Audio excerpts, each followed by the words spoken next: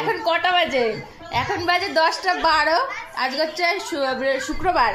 এখন নাকি ভূমিকম্প হলো। এদিকে আমি দাঁড়িয়ে দাঁড়িয়ে দেখছিলাম ফোন, আমি কিছুই টের পাইনি। বর ছিল বাথরুমে, মা ছিল হচ্ছে ছাদে রান্না করছে। মা চিল্লে চিল্লে বলছে ভূমিকম্প হচ্ছে। আমার বর বাথরুম থেকে বেরিয়ে এসছে, বলছে হ্যাঁ মা আমি টের পেয়েছি, কিন্তু আমি কিন্তু এইখানেই দাঁড়িয়ে দাঁড়িয়ে ফোন কাটছি, আমি কিছুই টের পাইনি, জানি না কেন।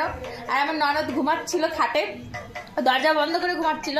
ঘর থেকে বেরিয়ে এসে বলছে হ্যাঁ ভূমিকম্প হচ্ছিল না কি হচ্ছিল, আমি ঘুমাচ্ছিলাম, খাট এরকম করে দুলছিল। তো গাইজ আমি তো কিছুই টের পেলাম না ভূমিকম্প হলো না কি হলো, কারণ আমার পুরো ধ্যান ফোনের দিকে ছিল, আমি ফোন দেখছিলাম পুরো দাঁড়িয়ে দাঁড়িয়ে, কিন্তু আমার কোনো ফিলই হয়নি। তো তোমাদের কোথায় কোথায় ভূমিকম্প হয়েছে জানিও। আর আমাদের এটা হচ্ছে রানাঘাটে নাকি হয়েছে, হয়তো অনেকে টের পেয়েছে অনেকে পায়নি, কিন্তু আমি কিন্তু কিছুই বুঝতে পারিনি সত্যি কথা বলতে কখন কি হয়েছে।